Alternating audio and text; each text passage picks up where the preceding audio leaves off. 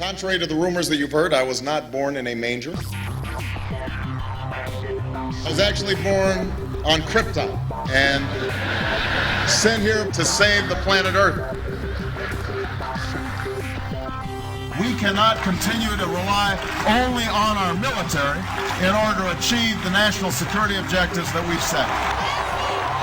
Everybody somewhere between the ages of 18 and 25 will serve 3 months of basic training. We've got to have a civilian national security force that's just as powerful, just as strong. Yes, we can.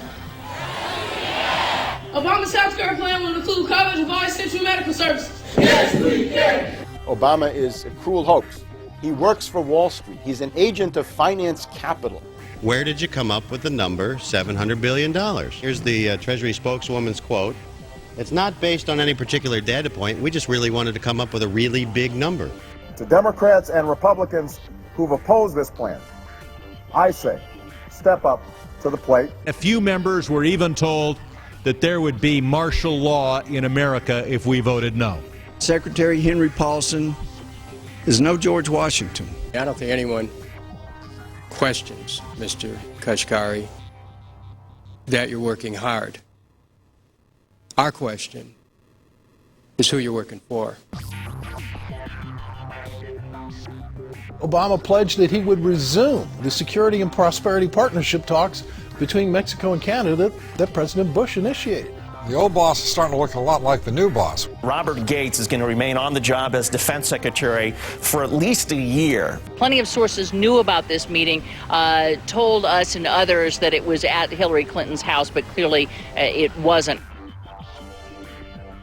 We've got to give them a stake in creating the kind of world order that I think all of us would like to see.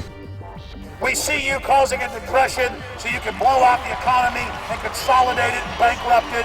We know that you are enemies of free humanity, and we are here standing against your tyranny.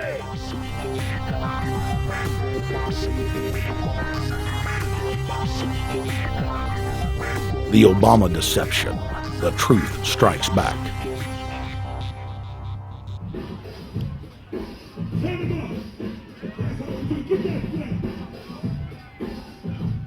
Barack is like the manager of Burger King. All presidents are, including Bush.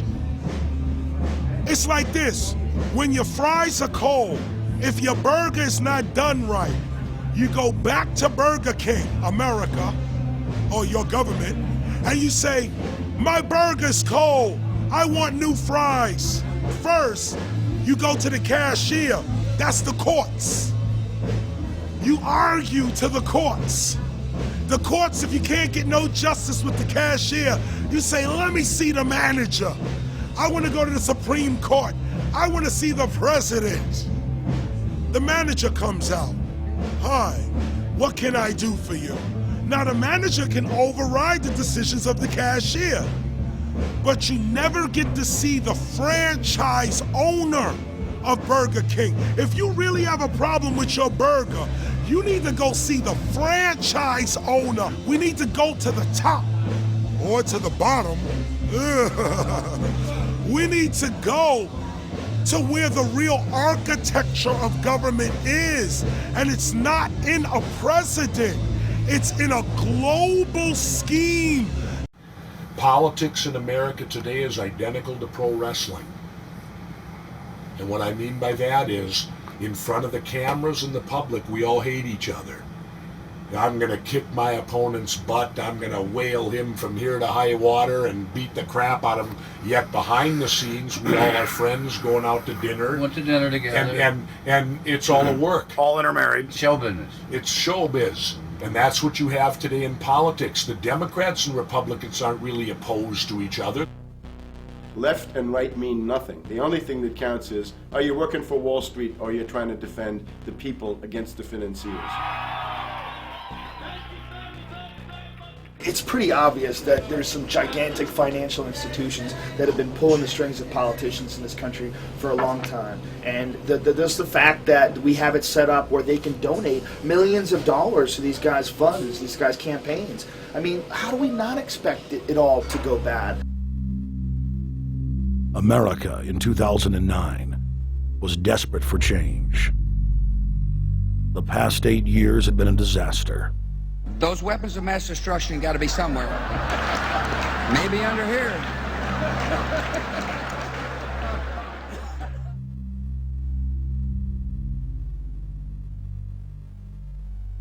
George W. Bush, who had claimed to be a conservative, had tripled the size of the federal government, shredded the Constitution, and destroyed the image of the United States worldwide. Nope, no weapons over there. Endless wars, over 1 million dead Iraqis, and more than 5,000 dead U.S. troops. The Patriot Act, warrantless domestic wiretapping and spying, the end of Posse Comitatus, the rise of the treasonous North American Union, a deepening recession sliding towards total economic collapse.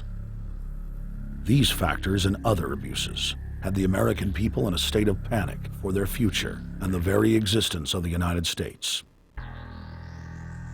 The elite were in trouble. The people were beginning to see through their facade, past their front man, and to the ruling elite behind the throne.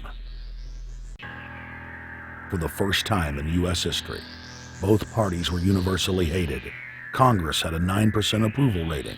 The globalist agenda had stalled.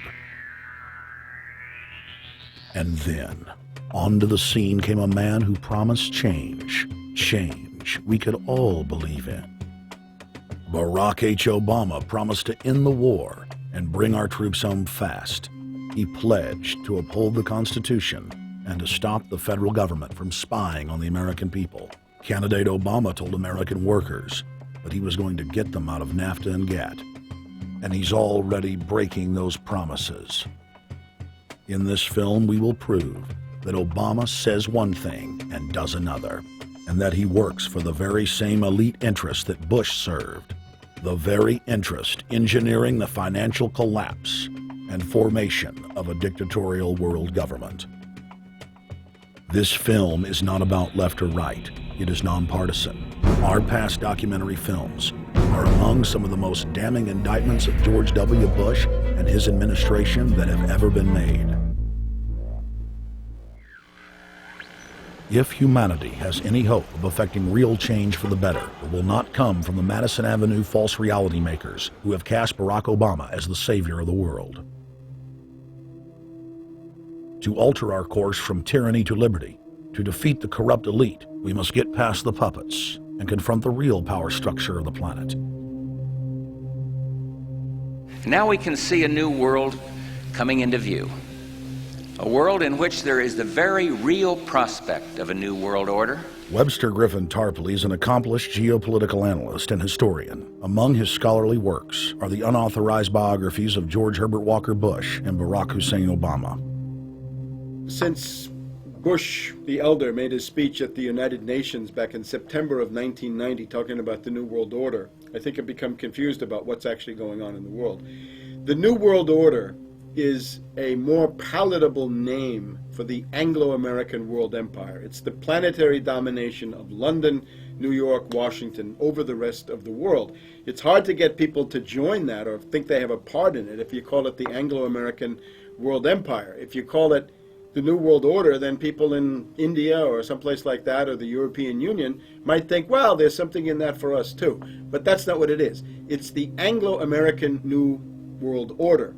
It's really the old world order. It's the British Empire morphing into the American Empire. The U.S.-British world empire is what you're going to get. Combines of powerful men have always battled with each other over the levers of power. Gerald Celente is recognized as one of the world's foremost trends forecasters and is the founder of the Trends Research Institute. People that are knowledgeable know that the fight that this country has been waging since its inception is for the central bankers not to take over the country. And that's why people like Andrew Jackson were elected. And that's why people revere people like Thomas Jefferson and others. The takeover has happened, and it's a corporate takeover. Agents of the Bank of England attempted to assassinate President Andrew Jackson on multiple occasions because of his resistance against a private central bank being set up in the United States. And it was something that Abraham Lincoln warned. And this is, by the way, why I believe he was assassinated. This is the Lincoln quote. "The money powers prey upon the nation in times of peace and conspire against it in times of adversity. It is more despotic than monarchy, more insolent than autocracy, more selfish than bureaucracy. I see in the near future a crisis approaching that unnerves me and causes me to tremble for the safety of my country. Corporations have been enthroned. An era of corruption will follow, and the money power of the country will endeavor to prolong its reign by working upon the prejudices of the people until the wealth is aggregated in a few hands and the republic is destroyed." Wall Street has killed Main Street. So I know how unpopular it is to be seen as helping banks right now, especially when everyone is suffering in part from their bad decisions. I promise you, I get it. Up until about the Kennedy assassination and the beginning of the war in Vietnam, the United States is a very powerful engine for world progress. It's the assassinations, the Kennedy assassination, and the others in the 1960s, the beginning of the Vietnam War, and the beginning of the absolute domination of the Wall Street Group over every other interest. Nobody else counts except the Wall Street money masters. That has now made the United States into no longer a force for progress, but something very different, often a force for destruction in the world. The military-industrial complex has taken over the country along with the Wall Street gang. If you look also at the people that Obama has put on his appointments list, it's all Wall Street. It's government of Wall Street, by Wall Street, and for Wall Street. There's nobody from heavy industry. There's nobody from the auto sector, nobody from Silicon Valley, nobody from big oil, nobody from defense, no labor, no women, no retirees, no small business, nothing. It's pure Wall Street. The only people who have a voice in Obama's councils are Wall Street finance oligarchs. That's all there is. Nobody else counts for anything under Obama. It's the most extreme Wall Street administration we've ever had. Before his death, President Woodrow Wilson apologized to the public, regretting that he had been deceived by a group of international bankers and the country's financial system had fallen into their iron grip via the Federal Reserve Act of 1913. Whether sought or unsought by the military-industrial complex, the potential for the disastrous rise of misplaced power exists and will persist. Dwight D. Eisenhower, he warned the people that the military-industrial complex was taking over the country. Only 3 years after leaving office, President Eisenhower's prophetic warning concerning the threat posed to our system of government by the military-industrial complex came to pass. President John F. Kennedy had enraged the entire elite network.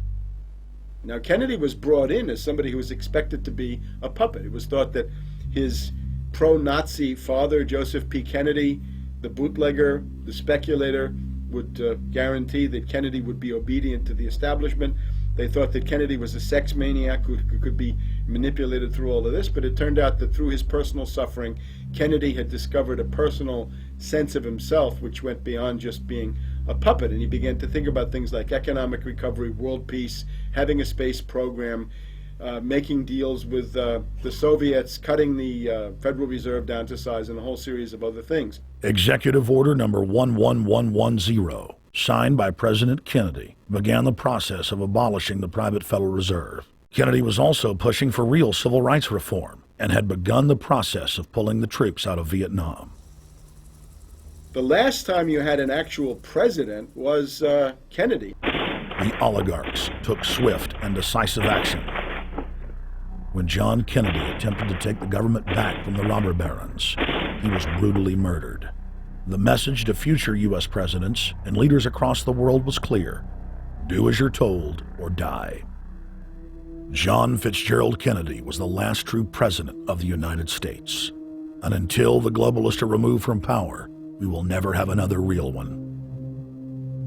The other thing about the American presidency you've got to remember is that this is a puppet post. It's automatically going to be a puppet post.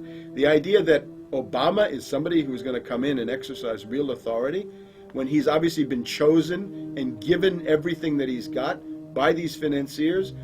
Presidents are now little more than corporate pitchmen who take all the political heat, while the controllers remain in the shadows, safe from public scrutiny. Hip-hop icon KRS-One is not just known for selling millions of albums. He has led a tireless crusade against youth violence and has been a strong voice for human rights. If they controlled it before, what makes you think they're not controlling it now? The country was on a verge of revolution. They threw a black man up. Now we like this. They give him the money, they give him the bundling, they give him vote fraud, they give him the media whores, they give him goons, they even have elected officials making threats to put people in jail if they criticize Obama in public. All of this is the mark of a puppet.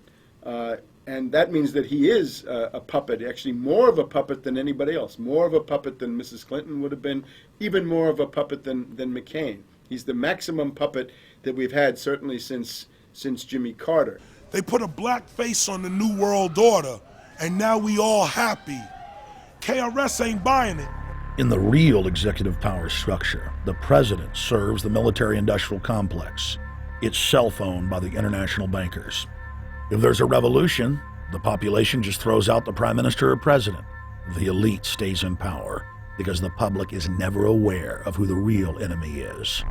In Evian, France in 1991, standing before the Bilderberg Group, the apex of the world government power structure, David Rockefeller defined the New World Order as a system of world government serving the international banking elite. For decades, the banker-owned media would attack anyone who dared to warn the public that a dictatorial world government was being constructed right under their nose, and that national sovereignty was being deliberately destroyed. And now, after years of denial, the media and the elite themselves are proudly announcing that not only is world government real, but it is the answer to the financial crisis that they carefully engineered. Suddenly, the Wall Street Journal tells us that the North American Union is here, and that getting rid of the dollar for a common currency with Canada and Mexico is good. The Financial Times of London, published by a member of the Bilderberg Group, crowed that a dictatorial world government had been kept in the shadows for our own good, and that it was now time for it to emerge from behind the curtains of national security. White House Chief of Staff Rahm Emanuel stated on record that they can't let this crisis go to waste. You never want a serious crisis to go to waste. And what I mean by that, it's an opportunity to do things that you think you could not do before. And Henry Kissinger, who gave Barack Obama his first job out of college, told national television that the economic collapse was a great opportunity to bring in the New World Order. He went on to say that Barack Obama was the perfect person to sell it to the world. But he can give a new impetus to American foreign policy, partly because the reception of him is so extraordinary around the world. I think his task will be to develop an overall strategy for America in this period when really a new world order can be created. It's a great opportunity. It isn't just a crisis. In June of 2006, our team traveled to Ottawa, Canada, to gather intelligence on the shadow government's agenda for the coming years. I think that's the Queen. Investigative journalist and best-selling author Daniel Estulin had been tracking the Bilderberg Group for more than 16 years. His moles inside Bilderberg informed him that the elite were planning to first run the price of gas up to $150 a barrel, unimaginable in 2006. He also reported that after suckering the middle class back into the stock market, the group was going to implode the subprime mortgage market and destroy public confidence. Well, one of the things that we're getting from this afternoon's conference, this morning conference was about the energy crisis, the price of oil. The afternoon conference, which started about 4 o'clock, 4:30, they were talking about one of the American delegates, I wasn't told who exactly it was talking about the the concern that the American citizens have had with the housing prices going down, so they're not investing that money. So what they needed to do is they needed to create the illusion that everything is going well. So what they're going to do over the next year and a half, is to bring the market back up to 1998, 1999 levels.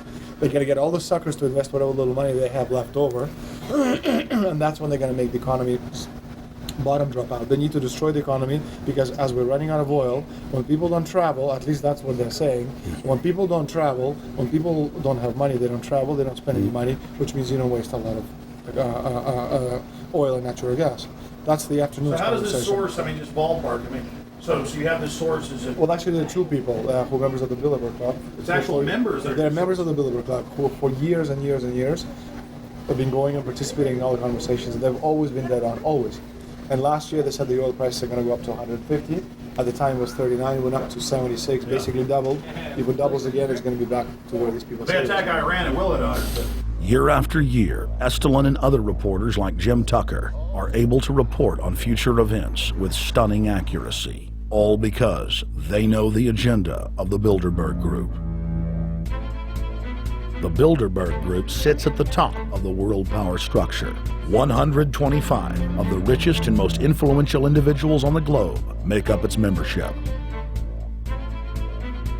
From Istanbul, Turkey to Chantilly, Virginia, we have tracked the elusive Bilderberg Group. Bilderberg always insist on a media blackout. By June of 2008, we had already figured out that Barack Obama was the elite's puppet of choice. The national media claimed that during the weekend the Bilderberg Group was scheduled to meet, that Obama had speaking engagements set for Chicago and the Midwest. We knew better. In a classic bait and switch, the Obama campaign told the press corps to get on Obama's campaign plane, and that Obama would join them on the flight to Chicago. Campaign staff then slammed the door shut. The fawning press had been shanghaied as Obama's campaign aircraft lifted off without Obama. Robert, why were we not told about this meeting and that the senator wouldn't be on our flight until the doors were shut and we were about to taxi to take off? Again, we had a desire, Senator Obama had a desire to do some meetings. Others had a desire to meet with him tonight in a private way, and that's what we're doing. We set up these meetings. They're being done tonight. Again, Is there more than one meeting? Is there more than one person with whom you... I'm not going to get into all the details of the meetings. I don't know that I've got a ton more different answers for all of your questions. Obama wasn't going to Chicago. He had a meeting to attend, a secret meeting. Initially, it was believed that the secret meeting took place at Clinton's Washington, D.C. home. Obama's spokesman denied that, but won't confirm where the former rivals met. He also declined to comment on their topics of discussion. For a day and a half, the mainstream media engaged in a wild goose chase, trying to find out where Hillary and Obama had gone. 3 cover stories later, the corporate press had to admit they had no idea where the 2 candidates had gone. And to this day, Clinton and Obama aren't talking. Plenty of sources knew about this meeting, told us and others that it was at Hillary Clinton's house, but clearly it wasn't. In 2008, the trail led us to the Westfields Marriott Hotel, right outside Washington, D.C. We just flew into Washington, D.C. We're driving to the Westfields Marriott. Tomorrow, the hotel's closed throughout the week into the weekend for the Bilderberg Group meeting. We're going to check in the night before. They're going to kick us out tomorrow. So we're going directly into the belly of the beast. The hotel will be filled with at least 5 spy agencies: CIA, Defense Intelligence, Mossad, European Union security. We checked into the Westfields Marriott 48 hours before hotel guests were scheduled to be thrown out ahead of the annual meeting. The building was nestled in the heart of the military-industrial complex, with the National Reconnaissance Office and Raytheon just a stone's throw away.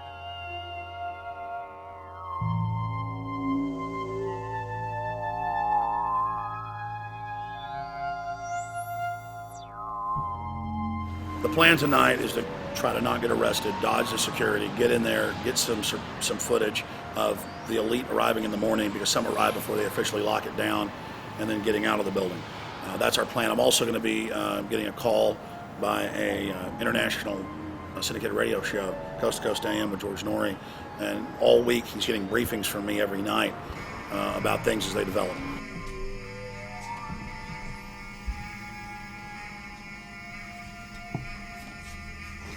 George, we're sitting here in the room. As the phone rings with your producer, Tom Danheiser, to put me on, the fire alarm goes off. So everybody is exiting the building. I know this is a setup. They timed it exactly when this happened. Open the door. I want them to hear the fire alarm. Open the door. I want people to hear this live to the 16 million people listening.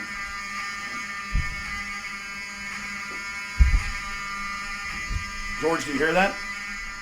Now, they're going to use this as an excuse. The Westfields Marriott, right outside D.C. in Chantilly, they want to use this to flush us out of here. They're very upset. Everybody that covers Bilderberg, I was detained 2 years ago, interrogated, screamed at. They said Bilderberg was upset about me, wanted to stop us. This is guaranteed. Everywhere we go, we're followed. We have another hotel across town as a base of operations. They were there questioning us, getting in our faces. We're being followed everywhere. I need everybody's support right now. I pray to God they don't try to set me up. They may have tried to concoct this as some way to say, look, they didn't leave during a fire drill, assessing me knowing I would stay and do the interview. But again, the moment the phone rang with Tom Danheiser, the moment the phone rang, the guys answered it, I'm standing there, the alarm goes off. It's going off right now. The guests are exiting the hotel out there. Of course, there's no fire. This is just absolutely insane. I noticed, too, that there was over 100 security people here today, but tonight we got back and it was a total ghost town, and this is what's insane. We have a security guy walk up to us 30 minutes ago, about 25 minutes ago, before this happened, and said, "What are you guys doing?" We said, "We're just walking around checking out the artwork in the hotel," which we actually were admiring it, but we were also going around getting some footage. And they said, "Well, no cameras allowed." We said, "Fine." And then he said, "Yeah, we had somebody do a fire alarm a few weeks ago, and me and Rob, my camera guy, were going, why is he telling us about a fire alarm?" I forgot that part, George. These bastards have done this. I don't know how. They're planning to try to set us up or something, but this is incredible. We are here in the middle of this right now, George.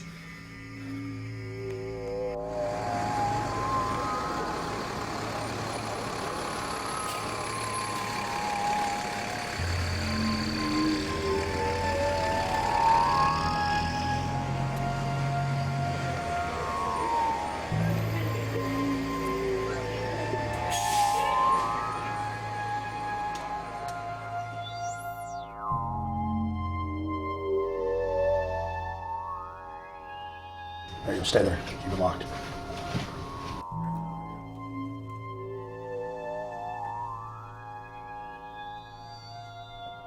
Let's go. Let's get out of here now, Richard. Don't screw around anymore.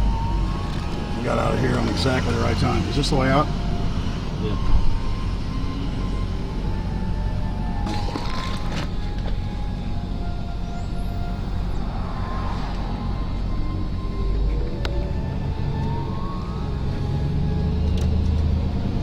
We got a car right behind us.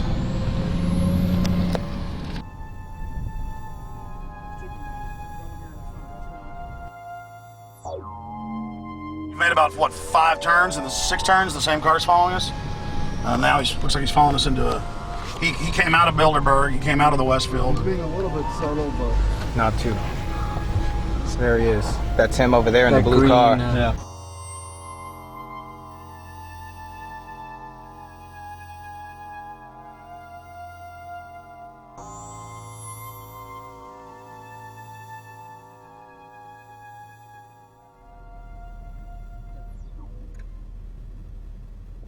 We're headed back to the Marriott here in Chantilly, Virginia, the scene of Bilderberg 2008. We successfully infiltrated the last day and a half inside, got out with some great stuff. We've been tailed, and now we're going back to cover the dignitaries, the elitists, as they arrive. And right now is the prime time for them to start arriving for the next 3 or 4 hours. We took about a 30-minute break. I'm sure we missed a few, but it doesn't matter. Because we've got scores of people that just organically are listeners, info warriors that are out here taking action.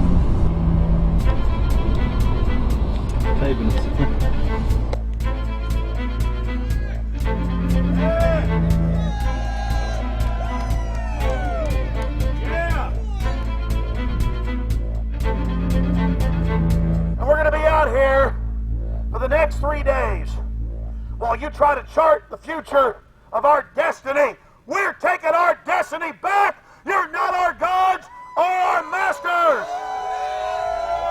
We witnessed at least 7 convoys of armed Secret Service entering the Westfield's Marriott, and internal sources confirmed that both candidates did attend at least one meeting inside the conference. While the Bilderberg Group was 100% successful in 2008 at keeping their name out of the mainstream media, they did not fare as well when it came to the exploding independent press. During the entire 2-day event, anti-New World Order protesters and alternative media encircled the hotel. You are being exposed everywhere! From David Rockefeller, from John Edwards, from Bill Clinton. Your game of secrecy is over!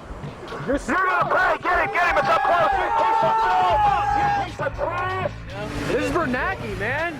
Bernanke, you're going down!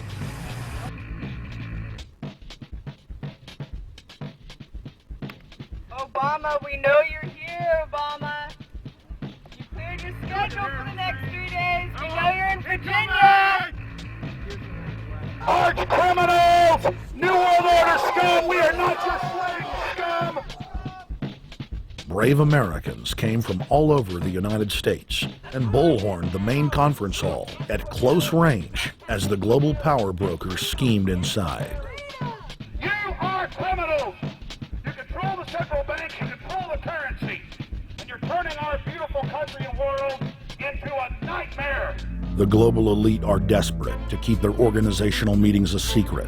They are keenly aware that if the population discovers that policy is being developed covertly by powerful special interest, the people will revolt. It is our duty to expose these criminals. It's a criminal act under federal law for federal officials to have private meetings to discuss world policy with non-federal workers. So everybody from the State Department, Treasury Department, White House, Defense Department, and others who show up, as they always do, they're committing a criminal act simply by being here to attend a secret meeting with officials from other countries to discuss U.S. policy in the world. So literally it's a criminal act. And every newspaper, every broadcaster has a patriotic duty to expose these scum and the evil they project. The election primaries served as a great diversion, while the true future course of the nation was being set behind closed doors. You've got, obviously, the Bilderberger Group, founded by the former Nazi Prince Bernhard of Holland. You've got the Trilateral Commission, founded by David Rockefeller's Zbigniew Brzezinski. They're the ones who ran the Carter administration. Everybody in the Carter administration, from Carter and Mondale and Volcker and Brzezinski, were all members of the Trilateral Commission. Founding member of rap sensation Public Enemy, Professor Griff, gave us his view of the Obama phenomenon. Barack Obama's been given a pass by the Blue Bloods. He's been given the okay by certain secret societies for them to let him in. I truly believe imperialism and fascism needs a facelift. And that facelift is going to have to be black. And the reason why I believe that, simply because I think they're trying to go into Africa. Well, they're already in Africa. But they want to totally control all the natural minerals that they're going to need to carry themselves into the 21st, 22nd, and 23rd centuries. You follow me? So I think they have to go through a phase of galvanizing the masses of dark-skinned people that truly believe that change needs to come, but the change that they're talking about is not necessarily change for the better as far as the masses of the people. It's probably a better change for them. It's not going to change for us, the little man on the totem pole. And no one looks at the agenda. Long as he positions himself right, have the right tie on, have the right smile, repeats the slogans over and over and drives it home, the average American is just going to swallow it hook, line, and sinker. And we don't even know what the agenda is. Writing in his 1964 book, With No Apologies, Senator Barry Goldwater said, The Trilateral Commission is intended to be the vehicle for multinational consolidation of the commercial and banking interest by seizing control of the political government of the United States. The Trilateral Commission represents a skillful, coordinated effort to seize control and consolidate the four centers of power: political, monetary, intellectual, and ecclesiastical. What the Trilateral Commission intends is to create a worldwide economic power superior to the political governments of the nation-states involved. As managers and creators of the system, they will rule the future. Bilderberg issues executive decisions and prime directives to its subdirectorates for implementation. The Trilateral Commission takes the Bilderberg Group agenda and executes it through regional roundtable groups throughout Europe, Asia, and the Americas. The Council on Foreign Relations serves as the managing roundtable group in the United States sector. The Council on Foreign Relations has dominated every administration since the days of FDR. The way in which they make policy and rule is that they are a polycentric oligarchical system. You have to be a finance oligarch. Remember, this is not a society ruled by generals, not by priests, not by bureaucrats, not by demagogues, none of those, but by bankers. Bankers rule, and the bankers set up these institutions. They set up things modeled on the Royal Institute for International Affairs, Chatham House, and the Milner Round Table of the period right after the Boer War, so even before World War I. You had the British setting up these round tables, institutes with publications and conferences, and this is how they make policy. Upon Obama's inauguration, members of the Bilderberg Group, Trilateral Commission, and CFR flooded into every position of power in the executive branch, replacing Trilateral Commission and CFR members who previously filled the positions during the Bush administration. When you look at the U.S. ruling class, you'd have to say that they're a really pathetic bunch of failures and bunglers. They are a miserable excuse for a ruling class. And that's one of the big problems we have, is you go from Clinton to Bush to Obama. What stays the same is the ruling elite that gives these puppets the orders that they act on. And these orders are wrong-headed, let's say the least. They're basically bankrupt. They're going to lead to the collapse of this civilization. What they're doing is using the existence of the United States as a formerly powerful nation state to act out their Wall Street fantasies of world domination and maintaining their capital structures and maintaining their system of looting. And this can't be done. So the basic question is, they've hijacked our country and you got to take it back from them. You've got to drive Wall Street out of the government, and at that point you'd have a reasonable chance of getting back to prosperity and some kind of peace and order in international affairs. We had a chance to speak with economist and author George Humphrey. They have created a power elite, and we're not talking about the millionaire down the street. You can't even be a member of their club unless you're a multi-billionaire. And friends, this is not about rich versus poor. This is about a very, very small handful of the worst criminal element on this planet, manipulating and destroying the good people of this nation and of this world. About this Obama with change. Look at the people he's put in to mastermind the economic recovery. Larry Summers. I love it. Every time they talk about Larry Summers, he's always brilliant. He's another brilliant one. He's the one that helped dismantle the Glass-Steagall Act, the banking act that was put in place in the 1930s, so the banks couldn't become the banksters that they become. In the 1990s, you had the beginning of the derivatives bubble, thanks to people like Alan Greenspan, Rubin, Summers, a lot of the people who are now back in the Obama administration. And the derivatives, I think, are the centerpiece of this entire problem today. These are the same people. Geithner from the Treasury Department. Could you imagine that? Now we have the U.S. Treasury Secretary, who also is a Robert Rubin protege of the Larry Summers group, that dismantled Glass-Steagall and broke apart the regulations that would have prohibited the banks and brokerages from becoming these criminals. He was the former president of the New York Federal Reserve. And now he's our Treasury Secretary? And as we all know, the Federal Reserve is as federal as Federal Express. It's a private bank. And now we've put this guy in charge of it? I mean, Wall Street has hijacked Washington in broad daylight. Every single one of his appointments support the status quo. Every one of his appointments are there to screw the American people. Every single one of his appointments are people who are working to bring down the Republic and the Constitution of this country.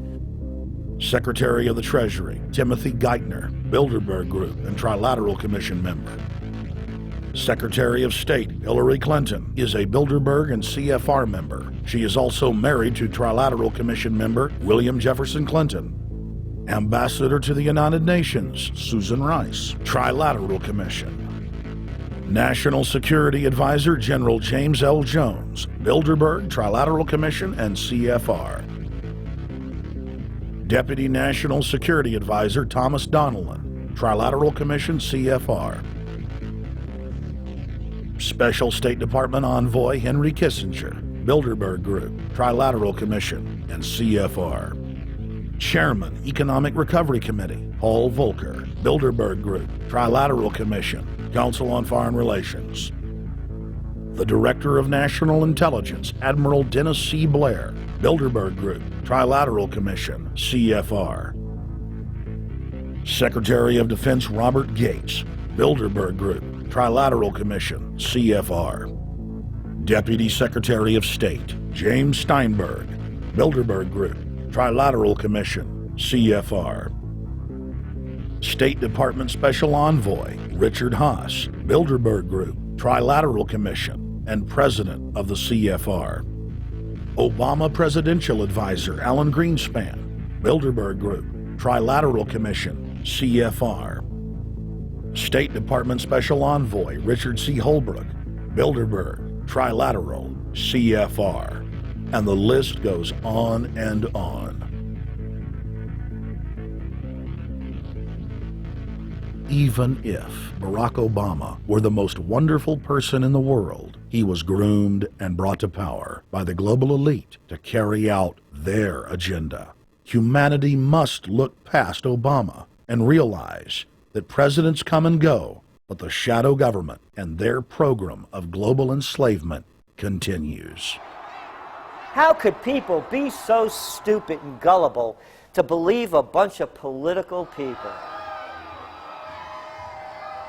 So people who voted for Obama were trying to express, I think, first of all, something worthwhile. The hatred for Bush, Cheney, the neocons, the desire to punish the Republicans for their adventures, their police state, and their economic depression. The second question was on the economy. People felt that Bush was selling them down the river into a world depression. He is, of course, the new Herbert Hoover in that regard, so they were trying to get something different from that. The tragedy, of course, is, and this is really why Obama was groomed and prepared over a period of almost 30 years now, that Obama is there to frustrate and to deceive all of those hopes. Obama is a cruel hoax. He's a bogus sham. He's an absolute denial of everything that you'd expect from an American president. It is very disturbing to see well-meaning people falling for high-tech propaganda over and over again. It happened after 9/11. The American people en masse were swept into a mob psychology, irrationally throwing their common sense to the wind and doing whatever the administration told them to. The general public eventually caught on to the fact that George W. Bush was a deceitful thug and that the economy was in free fall.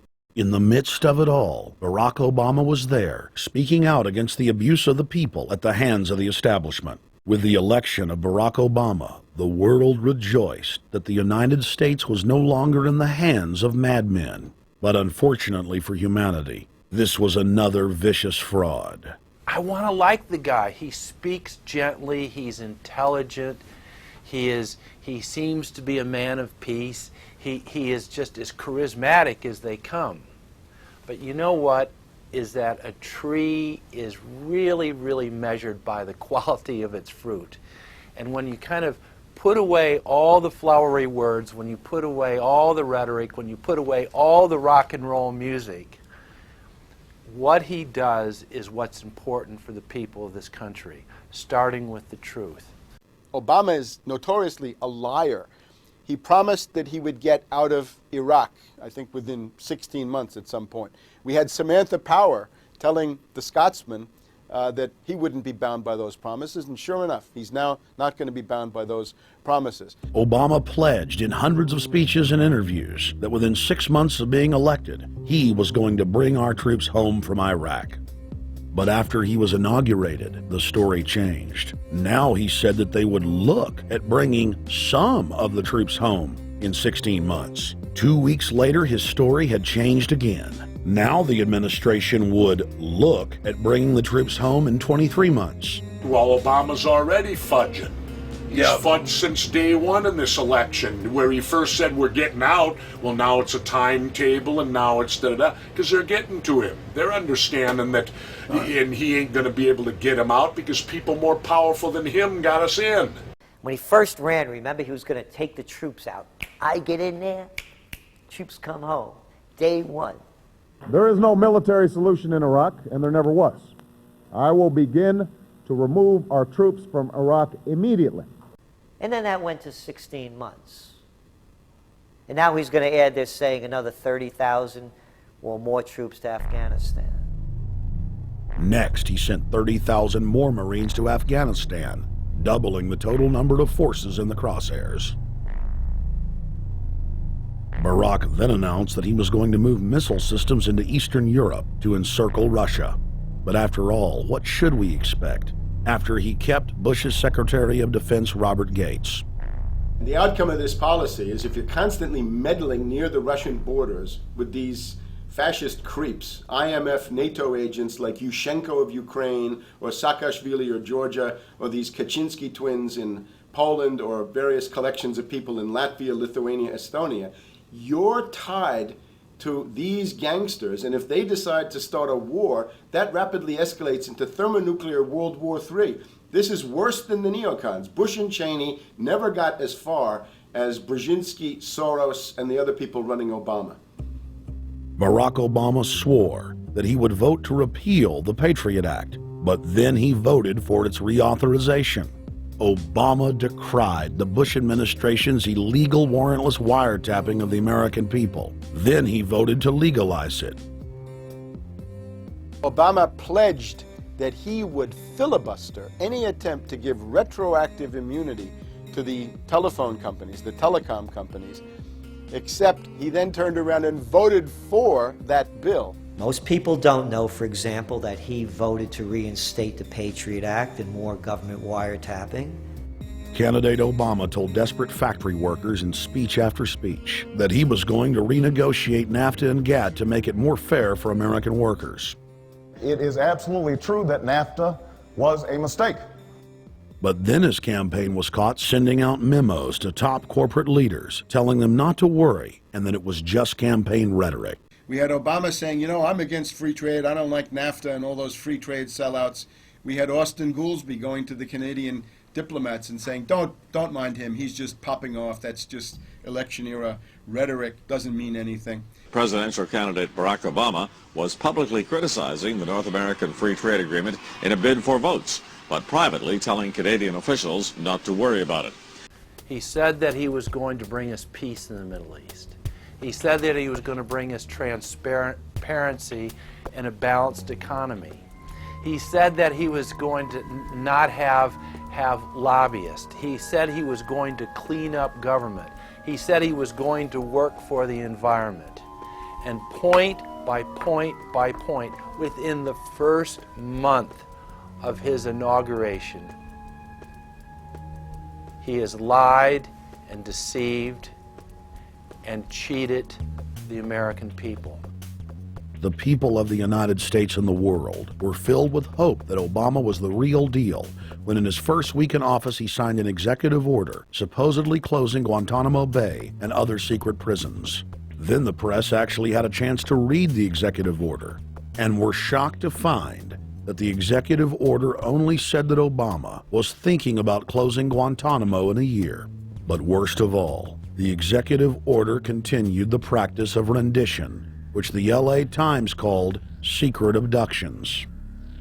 They don't know. They think that he's signed off immediately on closing Guantanamo, but he's allowing prisoners now to be taken to foreign countries and not knowing where they're sending them and to be tortured in foreign countries. They don't know that they kept that provision in there.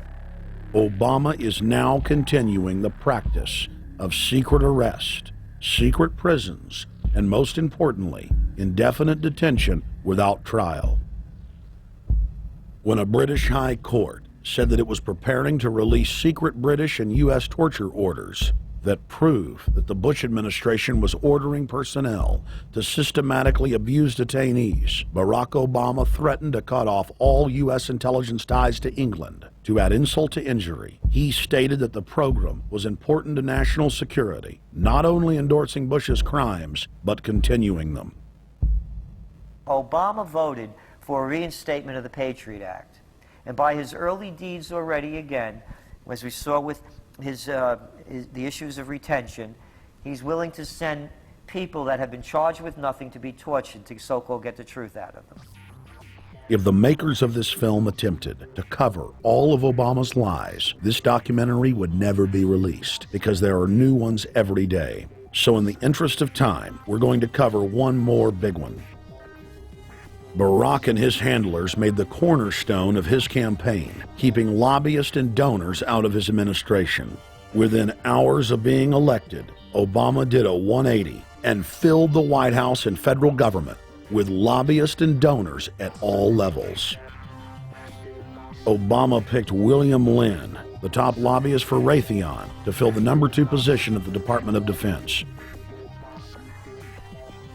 Timothy Geithner, former president of the private Federal Reserve Bank of New York, was picked by Obama to be Secretary of the Treasury.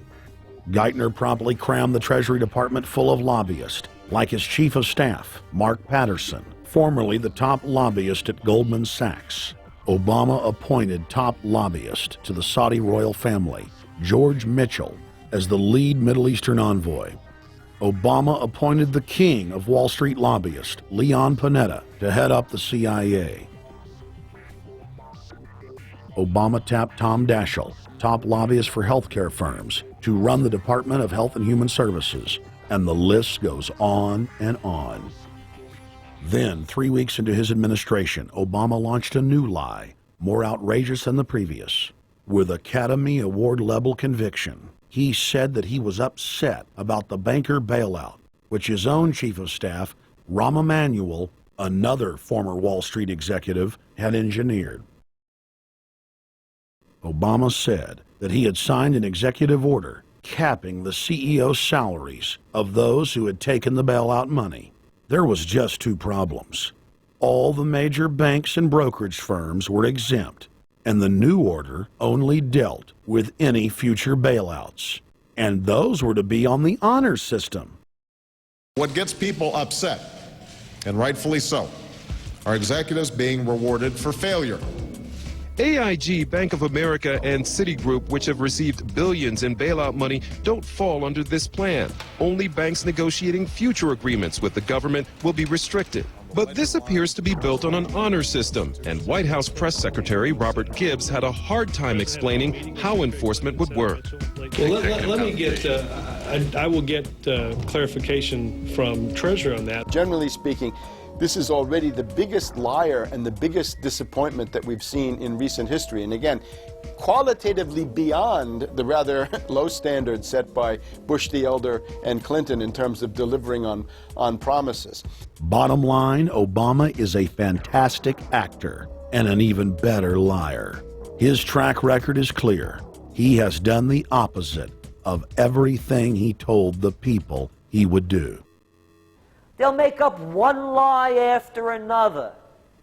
And if you believe these people, knock yourself out. I don't believe a word they say. Within 1 month of the passage of the first banker bailout bill, the press reported that over $5 trillion had just disappeared out of the U.S. Treasury. By December, the amount of money that had been stolen had reached $8.5 trillion. The leadership of both political parties circled the wagons and would not discuss where the money had gone. In the Fed! In the Fed! In the Fed! In the Fed! Informed Americans protested the private Federal Reserve System at all 38 of their regional governorship offices. Arrest Bernanke and Paulson! Arrest all the criminals that stole the banker bailout money! It was refreshing to see people standing up against the real power structure, not being distracted by the elite's frontmen like George W. Bush and Barack Obama. We traveled to Dallas, Texas to cover We the People taking on the real enemy. Hey, I want to talk to the workers up there on the parapet. The ones smoking cigarettes and just jump back. You're with the American people, we know that. But understand, ask the workers inside. You're not in a federal government building. You're in a private Federal Reserve that uses that name as a fraud. That'd be like if my first name was Federal Reserve Jones. I'm still not the federal government.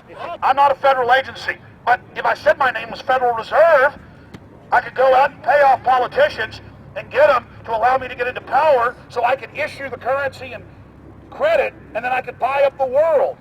That's what these criminals have done. A lot of people think that the Federal Reserve is already part of the government. They're not. It's controlled by cliques of unelected, unaccountable bankers meeting in secret. Most of these people have never even been through the formality of a Senate hearing or a Senate confirmation. They claim that they're part of the U.S. government. They masquerade as if they were part of the U.S. government. But in reality, this is a purely private operation. Jackals, hyenas, raptors, all of them loyal, not to the American people, but to the Wall Street banks, which is where most of them come from. Everyone is pointing to Barack right now, President Obama, as saying, you got to get the economy together. You got to get the economy together. When in fact, the president has very little to do with the economy. It's the Federal Reserve Chairman that at least sets the policy. That's a privately owned company, the Federal Reserve Bank. They set the agenda. These guys are masquerading as a federal institution. They are a private banking consortium, and this is their front, their holding company. The Federal Reserve is not federal. It's a front for a private banking cartel. That's on record in congressional testimony, and they're the ones orchestrating the economic collapse we're seeing right now, so that's why we're here. While at the In the Fed rally outside the Federal Reserve Bank in Dallas, Texas, we spoke with Ron Paul's brother, Wayne Paul. 1913, the Federal Reserve Act was passed, floor of the House, where 3 members of Congress were on the floor.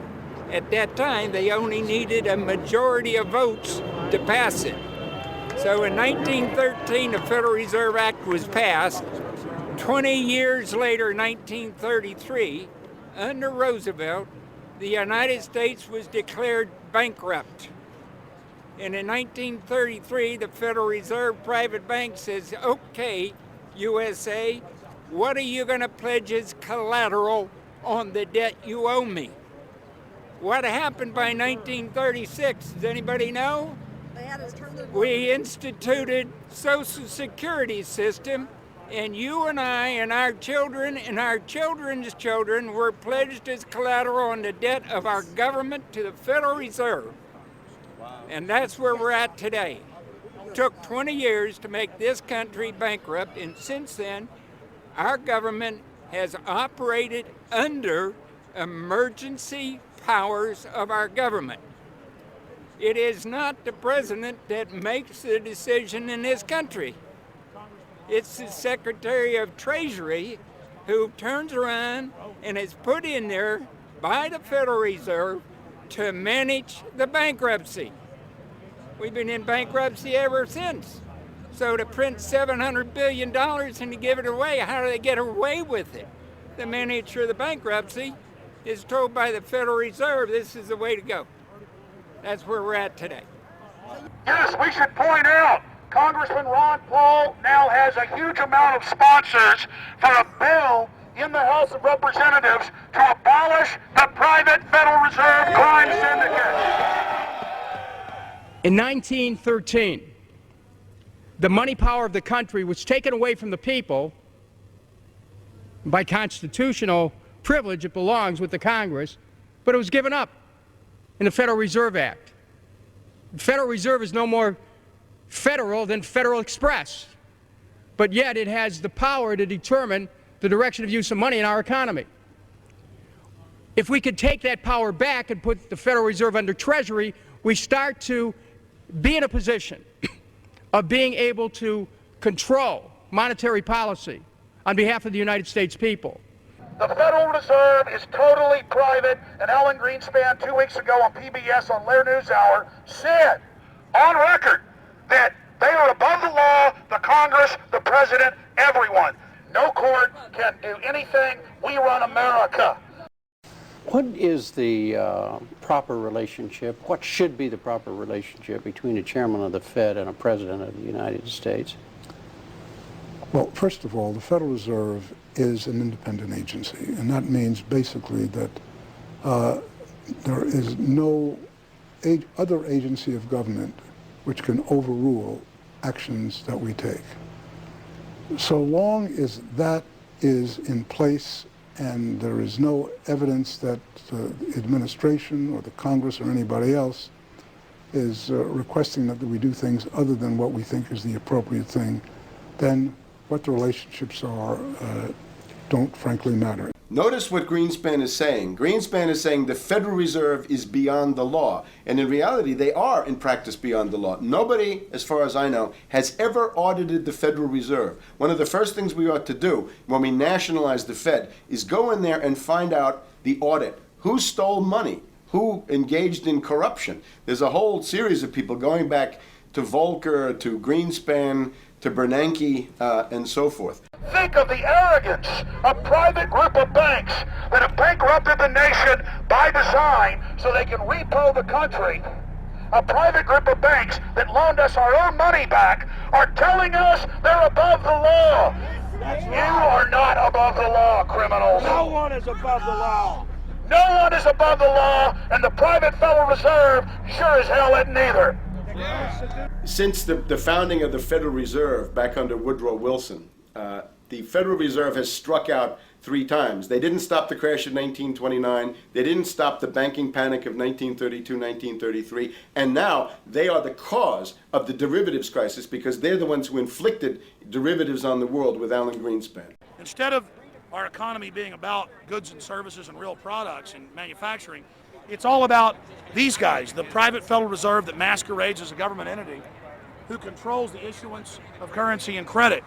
They're the ones that have cut off the liquidity in the market. They told us have a debt-based economy. Then they cut it off once they get us under their thumb and implode the economy so they can consolidate it. And that's what they're doing right now. I mean, it's in their own documents, it's in their own statements.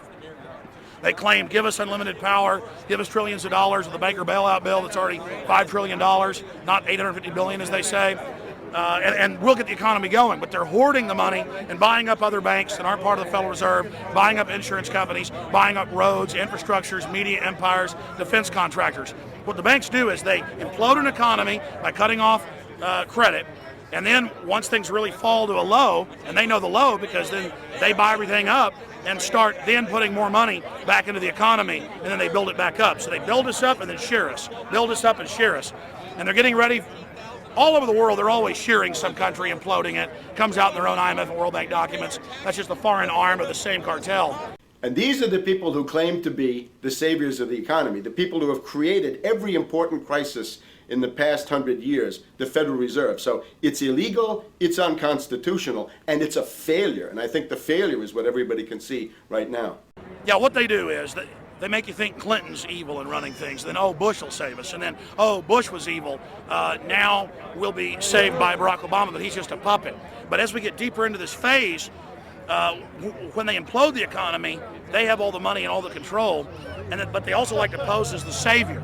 So Obama is meant to be the savior during the Depression, and he'll save us with a 1 million person, he said, is bigger than our military, domestic spy force, a 3 million person environmental spy force.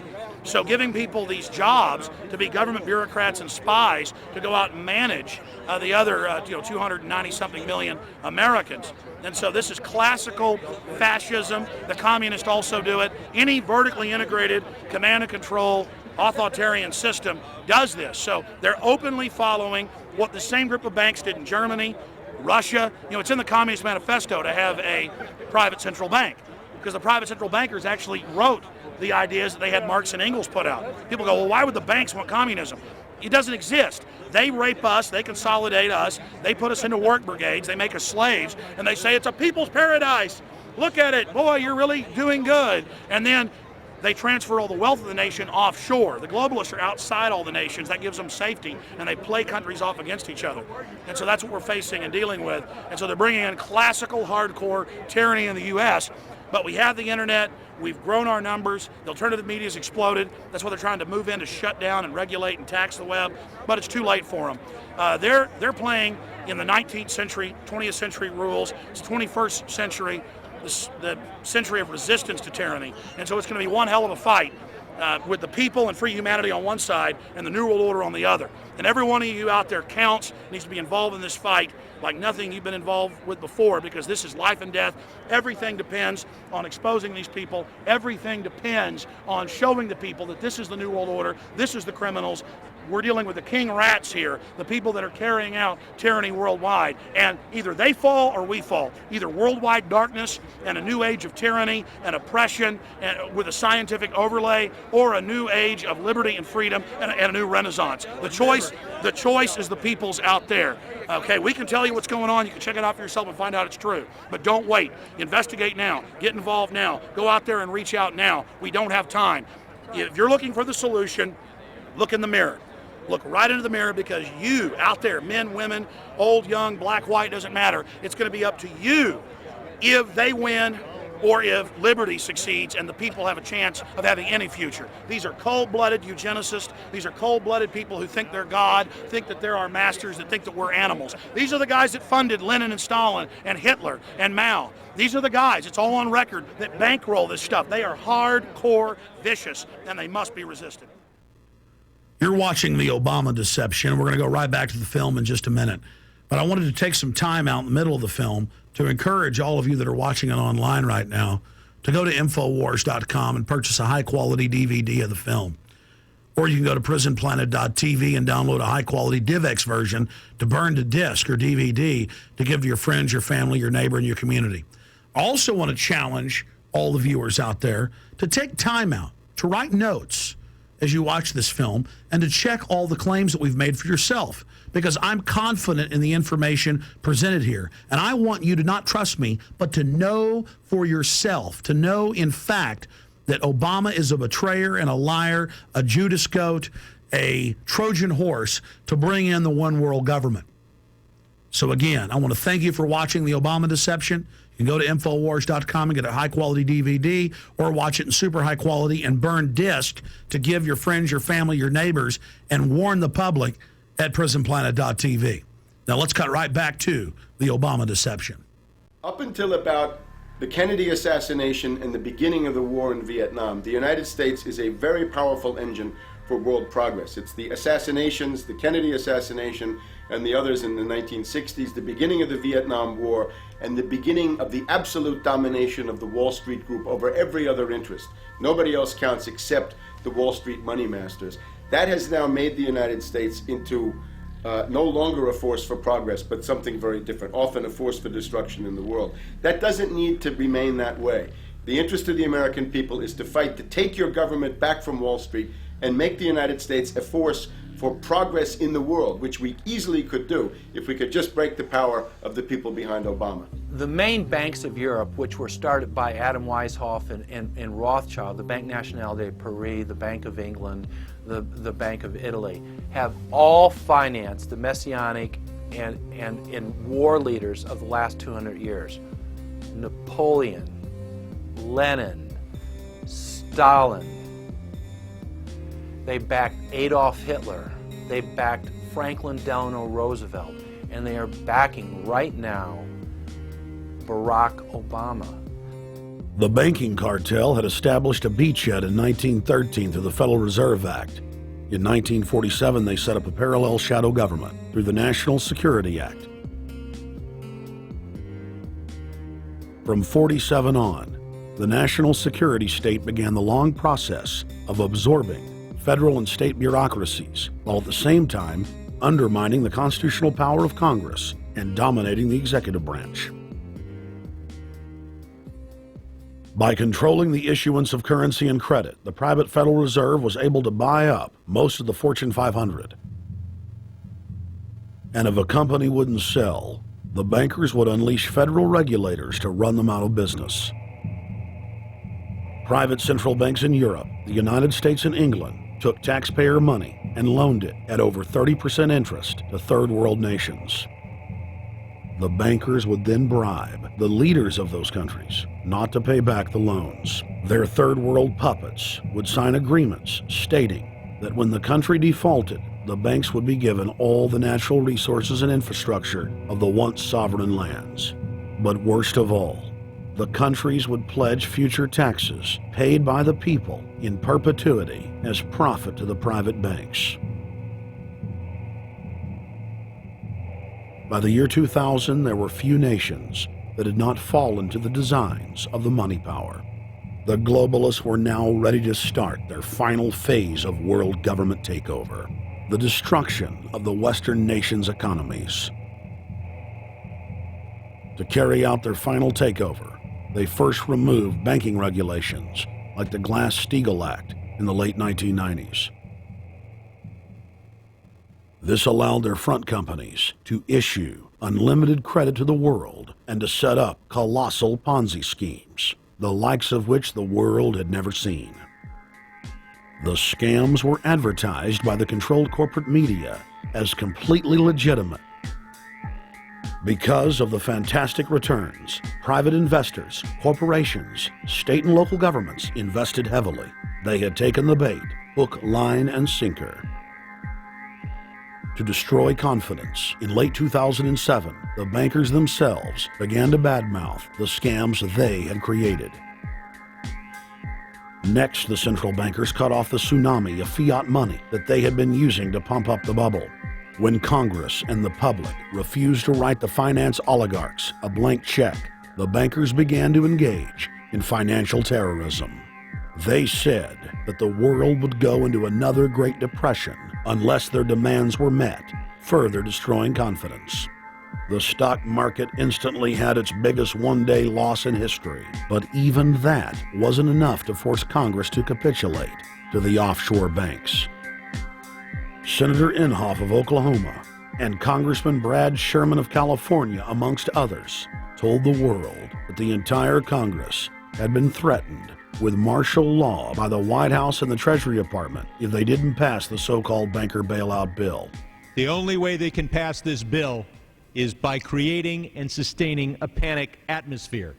That atmosphere is not justified. Many of us were told in private conversations that if we voted against this bill on Monday, that the sky would fall, the market would drop 2,000 or 3,000 points the first day, another couple thousand the second day, and a few members were even told that there would be martial law in America if we voted no. That's what I call fear-mongering. Unjustified. The final version of the bill was kept secret from the Congress until minutes before the vote on October 3, 2008. The Federal Reserve had promised total transparency, that every dime would be accounted for. To Democrats and Republicans who've opposed this plan, I say, step up to the plate. Let's do what's right for the country at this time, because the time to act is now. To prevent the possibility of a crisis turning into a catastrophe. After its passage, the public learned with horror that the bill was really a financial coup d'etat by Wall Street. The bill didn't just give $700 billion to the banks. It was a blank check. And as of February 2009, $9.7 trillion has disappeared into a black hole. Within 24 hours of its passage, Secretary of Treasury Henry Paulson said they were no longer going to use the money to unfreeze the mortgage market by buying bad debt. We went to Congress. Illiquid assets look like the way to go. As the situation worsened, the facts change. I will never apologize for changing an approach or strategy when the facts change. Paulson has, in the meantime, admitted that the subprime mortgage crisis is not the cause, really, of the breakdown of the entire world banking system and the bankruptcy of most of the banks in London and in Wall Street. He said, oh, we're going to buy up toxic assets, but we're not going to worry about subprime mortgages. What he's talking about is derivatives. Derivatives are the center of the crisis. He went on to say that where the money was going was a secret. I believe that banking institutions are more dangerous to our liberties than standing armies. If the American people ever allow private banks to control the issuance of their currency, first by inflation, then by deflation, the banks and corporations that will grow up around the banks will deprive the people of all property until their children wake up homeless on the continent their fathers conquered. The issuing power should be taken from the banks and restored to the people, to whom it properly belongs. Thomas Jefferson, 3rd President of the United States. Secretary Paulson came in with the Vice President and Fed Chairman Bernanke and made all these assurances that there was absolutely a critical, immediate need to get rid of the corrosive derivative products, all the different names for this, ubiquitous, sub-S, retraded credit default swap, blah, blah, blah, blah, okay? But they talked about them as though they knew what the hell they were. You got the money and you immediately said, what items, what auction? Now, the Treasury just basically cut that out of the bill. And what we have here is a situation where banks are hoarding the money that they're getting from the TARP. They're using the money to purchase other banks. And all of a sudden, the Treasury sent a signal to the banks, forget about it.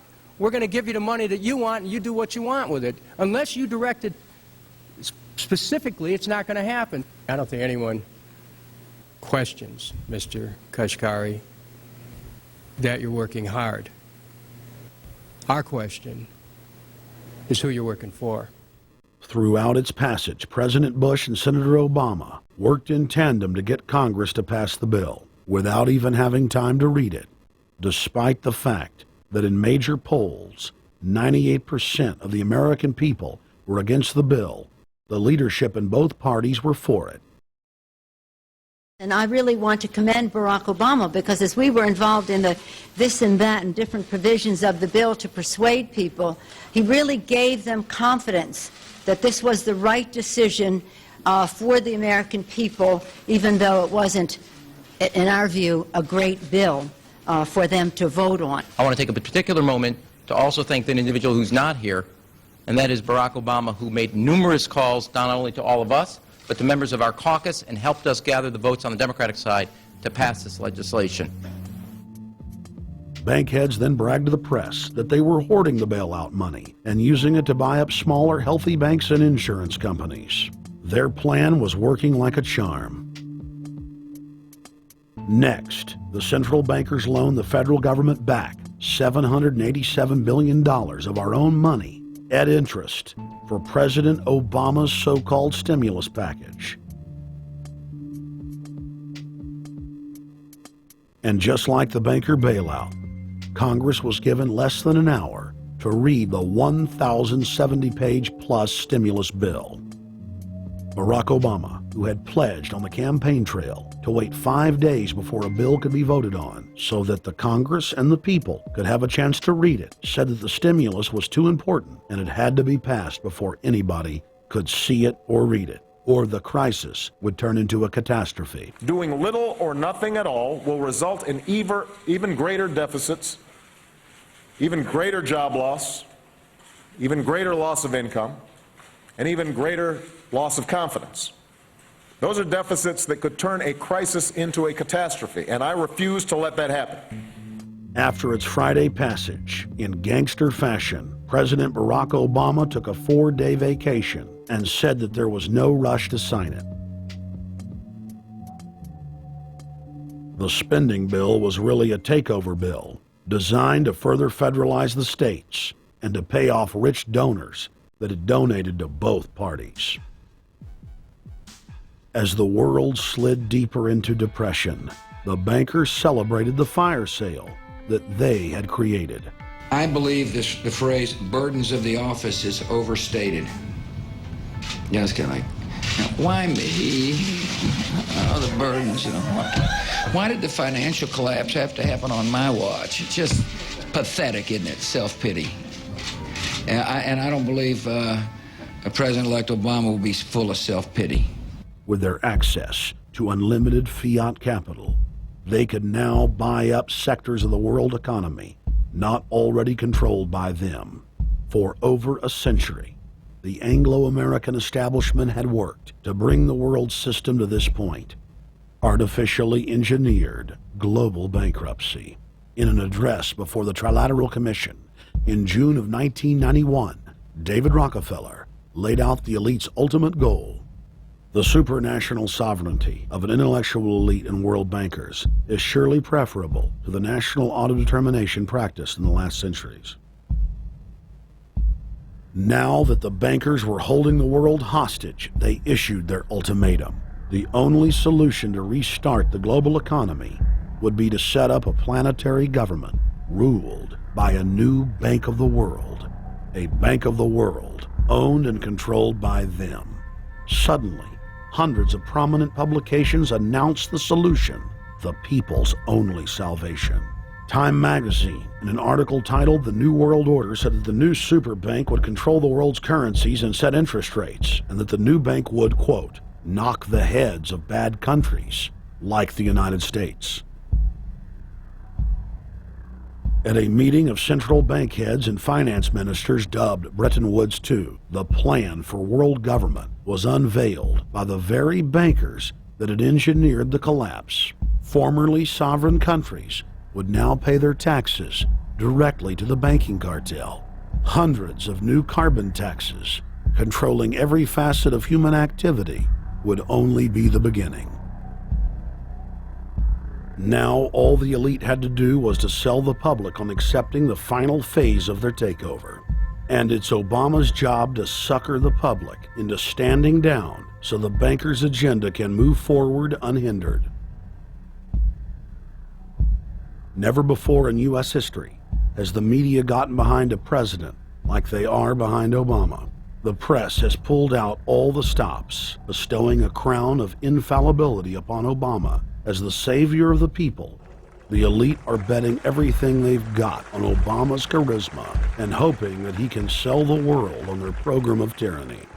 Yes, there have been differences between America and Europe. No doubt there will be differences in the future. But the burdens of global citizenship continue to bind us together. A change of leadership in Washington will not lift this burden. In this new century, Americans and Europeans alike will be required to do more, not less. Partnership and cooperation among nations is not a choice. It is the only way. We've got to give them a stake in creating the kind of world order that I think all of us would like to see. In truth, Obama is not simply continuing George W. Bush's policies. He is radically expanding them. I thank President Bush for his service to our nation. This film has documented the painful fact that Barack Obama's agenda is the complete opposite of what he has claimed it to be. Now we will reveal what Barack Obama and his controllers' true agenda is. Number one, bring the United States under the complete regulatory control of a private offshore superbank known as the Bank of the World. More than 100 new taxes are now being developed under the umbrella of curbing greenhouse gases. The new taxes will be paid directly to the private bank consortium. At the producer level, taxes will be paid on farm animals' flatulence. At the consumer level, there will be carbon taxes on all forms of meat, beef, poultry, pork, and fish. All cars will be fitted with satellite tracking boxes that will tax driving by the mile. And an added tax will be placed on all fossil fuels, including motor oil and natural gas. All plastic products will have a carbon tax added. Outdoor space heaters and fireplaces are to be taxed. All electricity produced by coal-powered plants will be taxed. Under the cap-and-trade system, citizens will be forced to pay taxes on thousands of products to private cap-and-trade services owned by Al Gore and other elitists. There will be taxes on light bulbs, water, trash pickup, air travel, train travel, bus, ship, medicine, steel production, mining, clothing, laundry, asphalt are just a few of the new taxes to be levied. But to truly transform our economy, to protect our security and save our planet from the ravages of climate change, we need to ultimately make clean, renewable energy the profitable kind of energy. So I ask this Congress to send me legislation that places a market-based cap on carbon pollution and drives the production of more renewable energy in America. That's what we need. The notion of anthropogenic global warming is a fraud. In other words, the idea that the planet is getting warmer and that human activity is somehow responsible is a pseudo-scientific fraud. It's a big lie. It's a monstrosity. Remember the Nazis, they had race science, race hygiene. They said Aryan blood is different from any other kind of blood. This was, of course, idiocy, a fantastic piece of nonsense. Today, we've got something similar. Global warming caused by human activity, and the answer to that is carbon tax plus cap and trade, according to the wishes of Al Gore, Prince Charles, and basically the entire world banking community, the world oligarchy. What they're trying to do with that is to perpetuate the current system where bankers rule the world, financiers rule the world, and the rest of us get the crumbs from the table. But remember, if you try to put on cap and trade and a global warming carbon tax with the idea that you're going to save the polar bears, what you're going to do is destroy human society. You're going to cause genocide on a massive scale. The deaths will be measured in the hundreds of millions and indeed in the billions. Just the idea of global warming means that there'll be no development for Africa, no development for the poorer parts of Southeast Asia, and no world economic recovery of any kind ever in our entire lifetime. So it's important to expose and fight the pseudo-scientific fraud of global warming. One more point about this. You don't need a climatologist to know that this stuff is a fraud. I'm a historian. I can tell you, in the last 1,000 years, we had a period of very warm temperatures called the medieval warm period, where all kinds of grapes and semi-tropical stuff was growing very far into the northern hemisphere. That was about 1100, 1200. It happened to correspond with an all-time maximum of sunspots. Right now, we can say that we're going into another maximum period where there'll be some warming, but we're well within the limits of the medieval warm period. About 1600 to 1650, there was an ice age in northern Europe. The North Sea was filled with ice. The German and Dutch ports and the English ports were filled with ice. That corresponds to an all-time minimum of sunspot activity, the Spörer minimum and the Maunder minimum. So this has largely got to do with solar activity. We can see that other planets, not just the Earth, are warming slightly as a result of increased solar activity. But we're well within the minimum. So what the oligarchs claim to be an open and shut scientific case is a piece of pseudo-scientific nonsense, and it should be rejected. Number 2, the social engineers are fully aware that the Obama craze will wear off quickly. So they are racing to put in place the most oppressive police state control grid in human history. 20,000 battle-hardened regular Army troops are now being deployed to patrol the streets of the United States. FEMA is now building giant camps in every region of the country, and the Congress has introduced bills like the National Emergency Centers Act, H.R. 645, which merges local governments and the police under federal control. And as we all know that have watched these things, they're ready for the riots. With these detention centers that are being opened up around the country, with state police training for riot control in the event of economic calamity and food riots, they know what's going on and they're prepared for it. So people better also prepare for it themselves. Anyone that's not prepared for what's going to happen, they deserve what they get, because there's enough information out there pointing to the problems. and they should take all precautionary actions. Next, Obama ordered the Defense Department to issue DoD Directive 1404.10, establishing a 1 million person civilian army under his control. Simultaneously, Obama launched USAService.org. The new website deceptively masquerades as a federal agency, but in reality is a recruiting tool building a separate, completely private army outside of government that takes orders directly from Obama's controllers.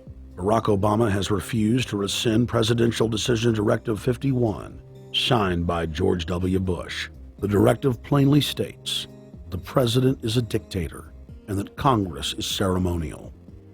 We cannot continue to rely only on our military in order to achieve the national security objectives that we've set.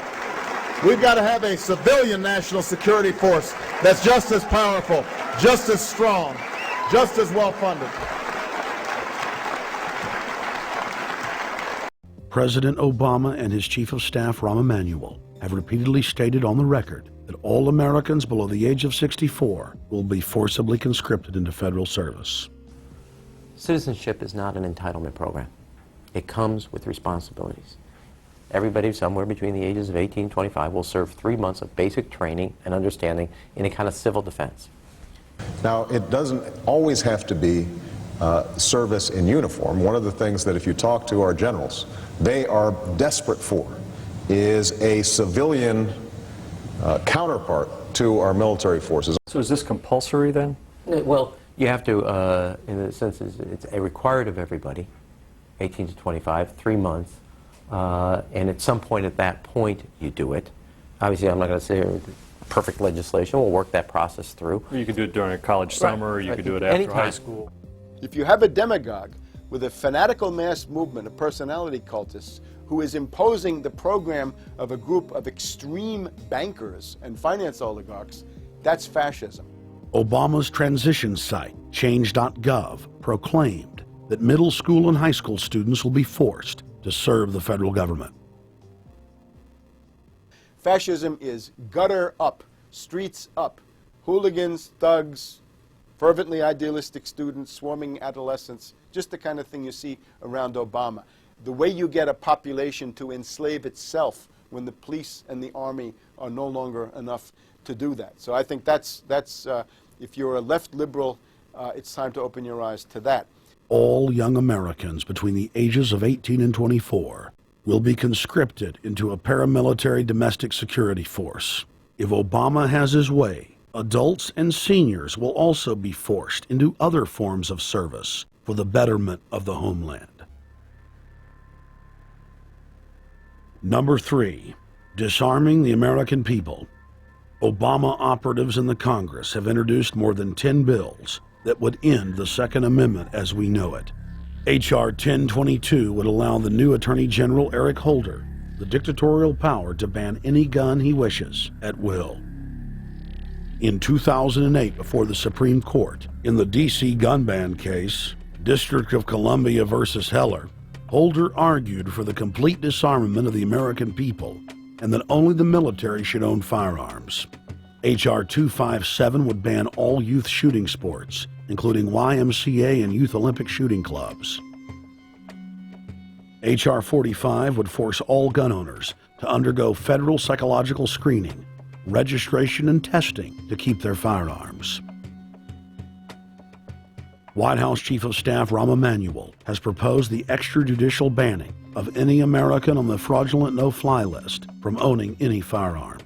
That is, if you are on the no-fly list because you are known as maybe a possible terrorist, you cannot buy a handgun in America.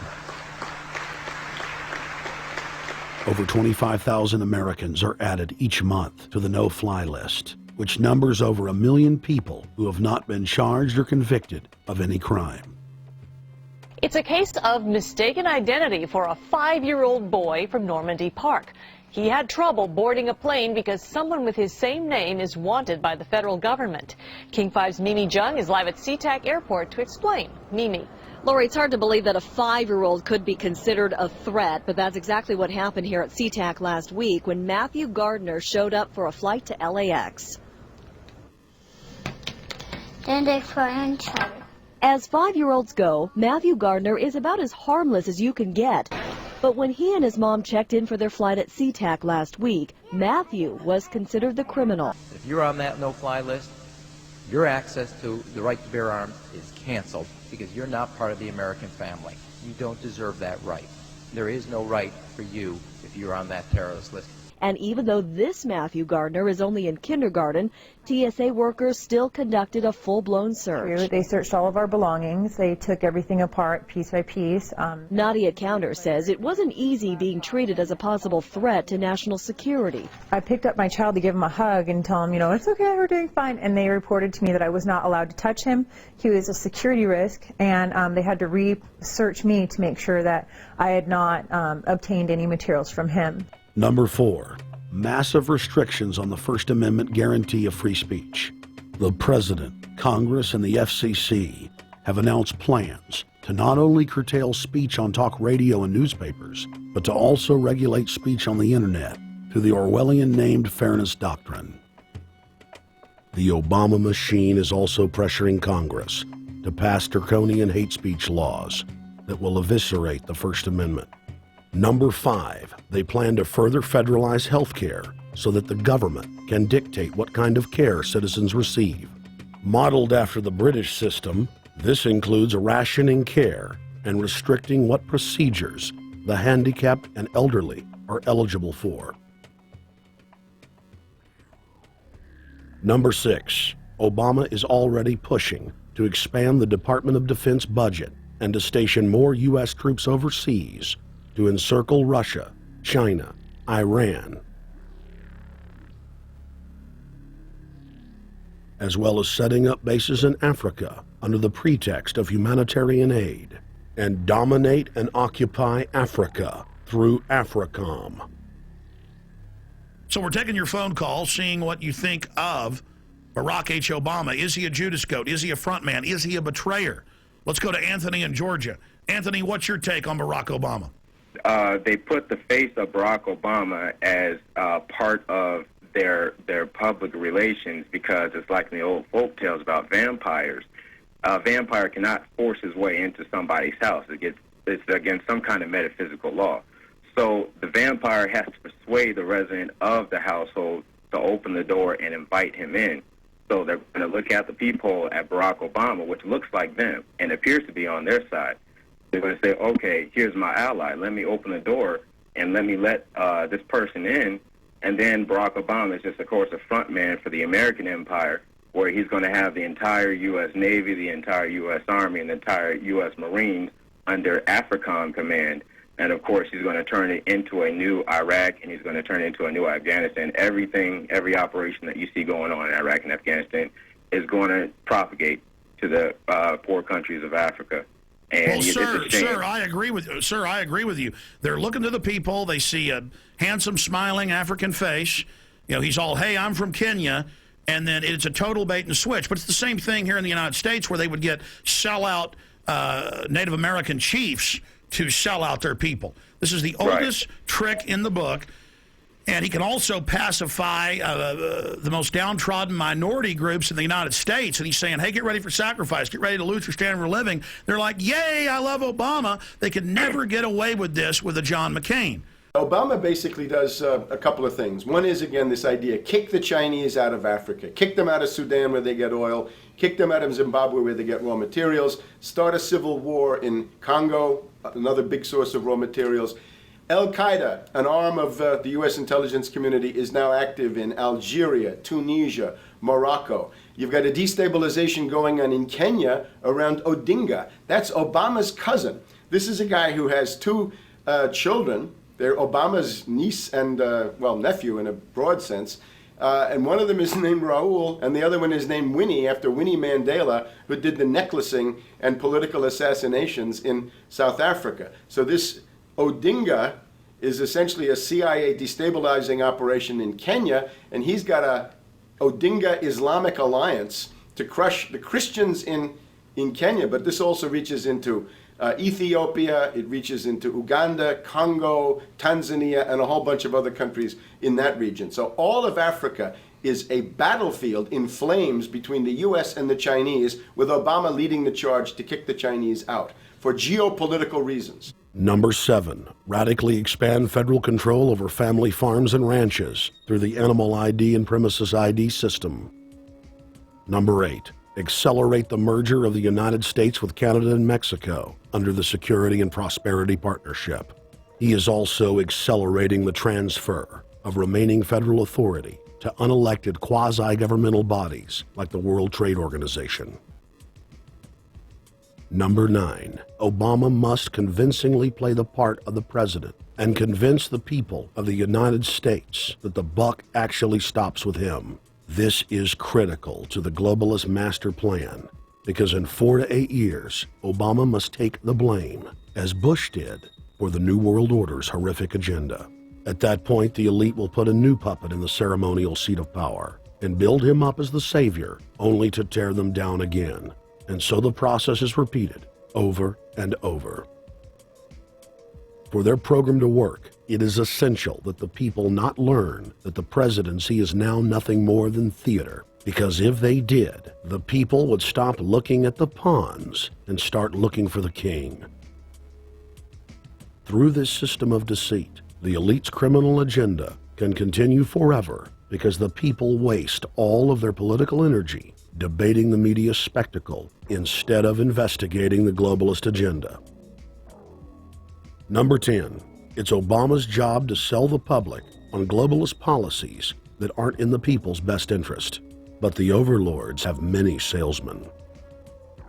His most important function is to protect the criminal oligarchs from prosecution while they loot the economy worldwide, start new wars, and engage in torture. They're called Generation O, and they were the key to Barack Obama's White House win. During the campaign, Barack Obama used the internet like no other candidate before him, harnessing the energy of millions of his supporters. But the question now is, what to do with this young, eager, energetic army? This gives Barack Obama and his administration contact information for so many people, so next time he needs to push his legislation, he can contact all these people. Kennedy-esque.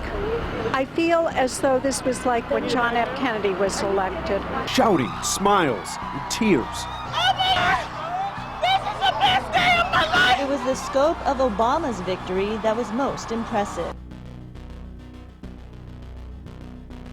I saw a photograph of Obama playing basketball, and I said, you know what? I see him as a leader, and that's the world that's in his hands.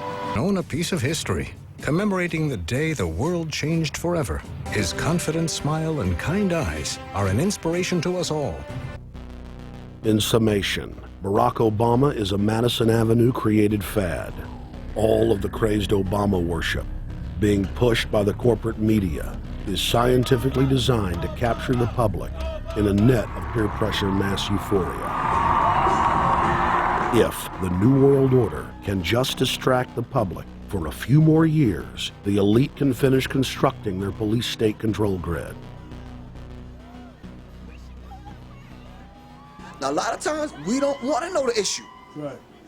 We don't want to know the issue. We feel, what do you call this thing where you get this false sense of gratification, but because a black man is in office, everything's going to be all right. No, everything's not going to be all right. Yeah. Until you look into the agenda on what the Democratic Party has been about, is about, and will be about, regardless if Barack Obama is the president or not. And that's real. Barack Obama is the perfect Trojan horse. He makes the people feel like they finally have a place at the table, even as he betrays them. I won't have to worry about paying my mortgage. Oh, it's such a blessing to see you, Mr. President. Thank you for taking time out of your day. Never in my life would think that this would ever happen. Sadly, many Obama supporters can't see what's right in front of their faces because they've already invested their very identity in this artificially created cult movement. Throughout history, it has happened over and over again. People turn their intellect over to cult of personality mass movements, and it's happening again.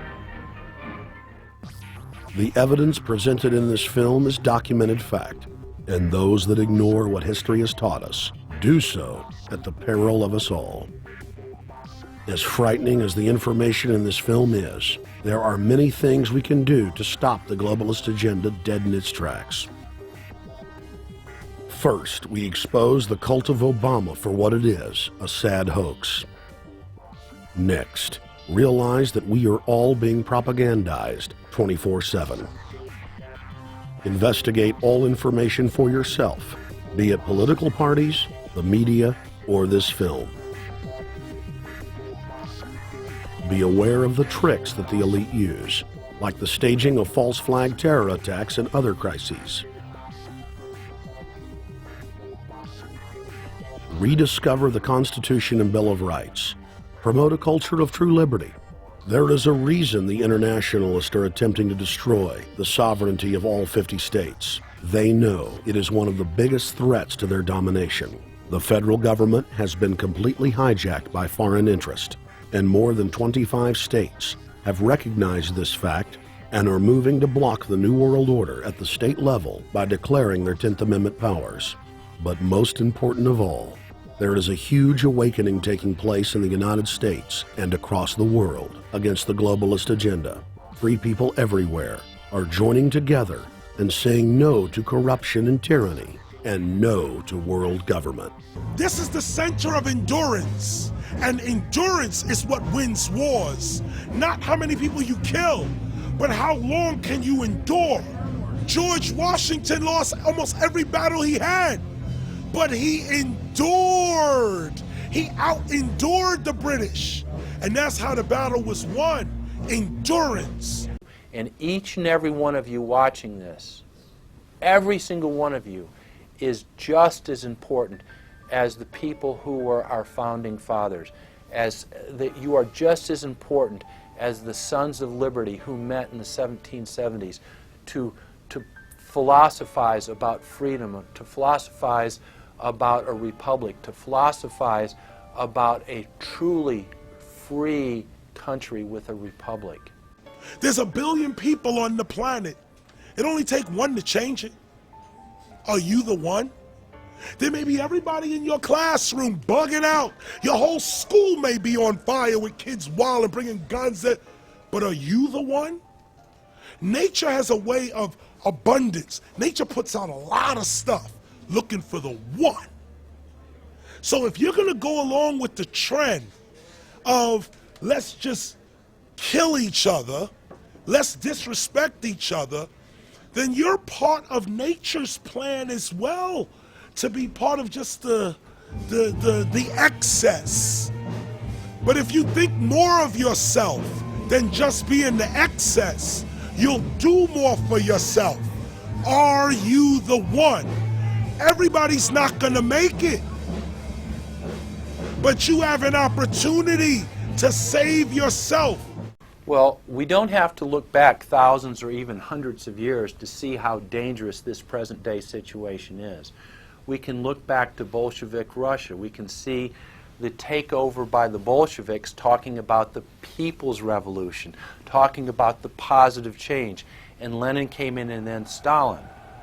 The fact is that over 40 million Russians between 1925 and 1940, good Russian, people who were Christians, people who had their own businesses, people who were educated, they were exterminated because they had their own business, because they were educated, because they believed in God's law. We can look over at Germany. Germany was in a very, very terrible economic situation, and this very charismatic leader called Adolf Hitler comes in. He makes the roads good, and he promises a better life for the people. And within 10 years, you see a completely nationalized, centralized, dictatorial situation where millions and millions of people were exterminated. And then we can go to Maoist China. Mao came in, he promised change, he promised a better life, And within 5 years, 60 million Chinese were exterminated. They don't teach that. They don't teach that in the schools these days. And it wasn't that long ago. And I pray to God that this will not happen in the United States. And the way it won't happen is if you and your friends and all of us together take action to say no. This country is too precious. It's too wonderful. It's too good of a place to lay down as a victim. Greatness could arise once we break the shackles of the government that's holding us back. One thing America has more than any other country is an entrepreneurial spirit. One thing we have more than any other country is the ability to be innovators. You know, if I was born in Italy, I wouldn't be the trend forecaster I am today because I would have been locked into a culture of thinking one way. We have that freedom of expression and freedom of thought that could free us to create greatness again if Big Brother doesn't come down on us harder. Humankind is at a historic crossroads. The forces of globalism are marching towards absolute despotism. Look in the mirror, count the cost, and decide, are you going to let history repeat itself? Or will you stand tall with freedom lovers everywhere and stop the completion of a world dictatorship?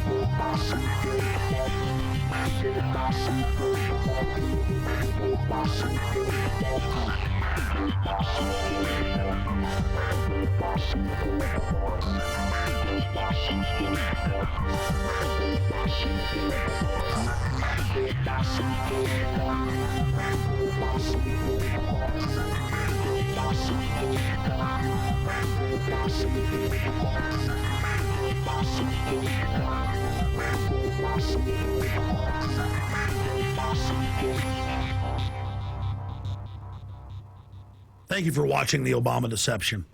I want to challenge all of you out there who are shocked by this film to take time out to research the claims of this documentary so that you will discover that we've told you the truth and that, frankly, it's far worse than we could even present here in the limited time we had. And once you find out the claims in this film are true, I want to ask you to do the only thing you can do. Spread the word. Warn your friends and family, your neighbors, about this deception, about this betrayal. We have to warn the people that Barack Obama, despite his fancy teleprompters and his silver tongue, is nothing more than a New World Order frontman, a pitchman, selling you tyranny. Please get the high-quality DVD at Infowars.com. Make copies of it. Get it out to people. Wake them up. Let them know the threat. Let them know what the New World Order and the global banking system is doing. Download high-quality copies at prisonplanet.tv. Whatever you do, get the truth out to the people. Because as Thomas Jefferson said, all that evil men and tyrants need to flourish is that good men and women do nothing. So we cannot stand here idle while this treason is taking place, while this betrayal is unfolding. Thank you so much for watching The Obama Deception.